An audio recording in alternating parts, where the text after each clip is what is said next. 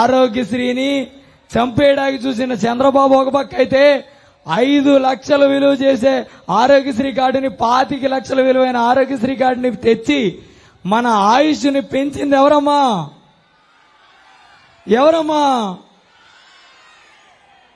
అలాగే మనం కోరుకునేది ఆత్మగౌరవం.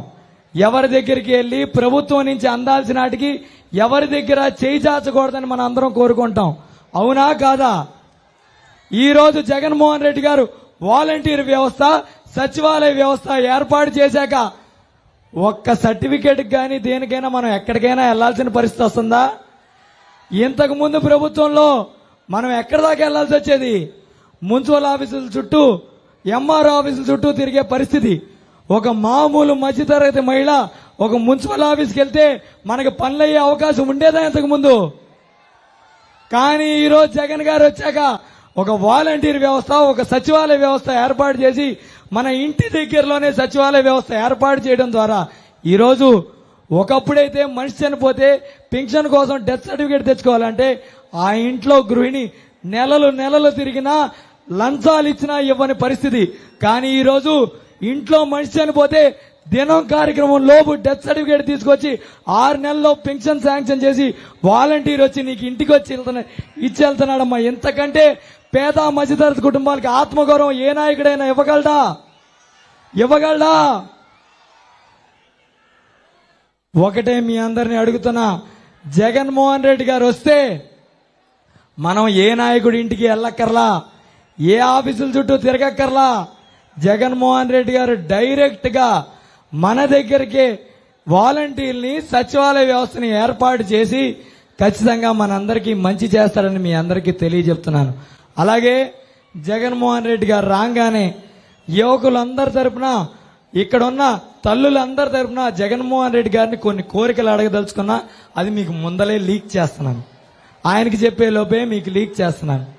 ముందుగా ఏదైతే జగన్మోహన్ రెడ్డి గారు మన కళ నెరవేర్చారో, అన్నా తొయ్యొద్దు జగన్మోహన్ రెడ్డి గారు మనుషులన్నా తొయ్యొద్దు, పోలీసు అన్నలకు చెప్తున్నా తొయ్యొద్దన్నా, దయచేసి తొయ్యొద్దు, మెత్తగా హ్యాండిల్ చేయండి అన్న. మన మనుషులన్న వాళ్ళు డబ్బులు గిబ్బులు ఇస్తే వచ్చేవాళ్ళు కాదన్నా, ఆత్మధైర్యంతో, గౌరవంతో, ప్రేమతో వచ్చే మనుషులన్నా. కాబట్టి ప్రేమగా చూసుకోండి అన్న, దయ్యుంచి ప్రేమగా చూసుకోండి అన్న మన మనుషులు. కొద్దిగా మనం కూడా పోలీసులకి చెప్పినట్టుగా కొద్దిగా ఒక అడిగి వెనక్కి జరుగుతాం, ఏం పర్లేదు. జగన్ గారు వచ్చాక మిమ్మల్ని ఎవరూ ఆపలేరు. ఈ టైంలో అయినా కొద్దిగా వాళ్ళ మాటేనండి అన్న కొద్దిగా. అలాగే ఆయన అడగదలుచుకున్న కోరికలు చెప్తాను. కోరికలు చెప్పే ముందు మీకు ఒక్క మాట చెప్పదలుచుకున్నా. మామూలుగా ఏ రాజకీయ నాయకుడు వచ్చినా యువత ఓట్లు తీసుకోవడానికి యువకులు రాజకీయాల్లోకి రావాలి అంటారు. కానీ ఒక యువకుడు కష్టపడుతుంటే 27 ఏళ్ల కుర్రోడు కష్టాన్ని గుర్తించి జగన్మోహన్ రెడ్డి గారు సీట్ ఇస్తే ప్రతిపక్ష పార్టీలు నా మీద వేసిన ముద్ర ఏంటో తెలుసాక? రౌడీ అంటున్నారక్క. సరే పడ్డాను, ఓకే. కానీ యంగ్స్టర్స్ అంటే యువకులు, సరే మాలో ఒకడికి సీట్ వచ్చింది కదా, మా కష్టాలు వినే ఒకడు వచ్చాడు, ఆడ వెనకాల తిరుగుతాం, ఆయన గెలిపించుకుంటే మా కష్టాలు వింటాడని నాతో తిరుగుతున్న మీ పిల్లల్ని ఏమన్నారు తెలుసాక? గూండాలు అన్నారక్క. సరే మీరు నన్ను రౌడీ 4 సార్లు అనండి, మీరు ఆడని గూండాలు 4 సార్లు అనండి.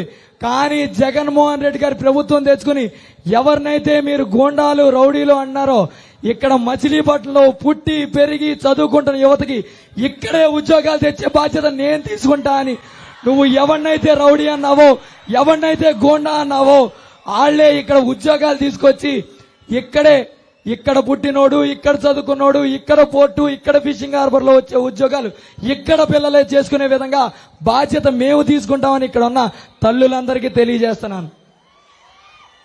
అలాగే మన తీర ప్రాంతం, మనకి బీచ్ ఏరియా చాలా ఉంది. అక్కడ కూడా మంచిగా టూరిజం అనేది డెవలప్ చేసుకుంటే అక్కడ కూడా వచ్చే ఉద్యోగాలు కానీ ఉపాధి వల్ల కానీ ఎంతో మంది అమ్మా. ఎందుకంటే ముఖ్యంగా మత్స్యకార కుటుంబాల గురించి చెప్తాను. చాలా మంది మత్స్యకారులు వేటకెళ్తే గాని గడవని పరిస్థితి. వేటకెళ్తే ఆ రోజున్న సముద్ర పరిస్థితులు బట్టి వాళ్ళ జీవితం ఆధారపడి ఉంటుంది. వేటంతా సజావుగా సాగితే ఓకే, కానీ సముద్ర తీరం ఏమన్నా అటు ఇటుగా ఉంటే ప్రాణాలు పోయే పరిస్థితి.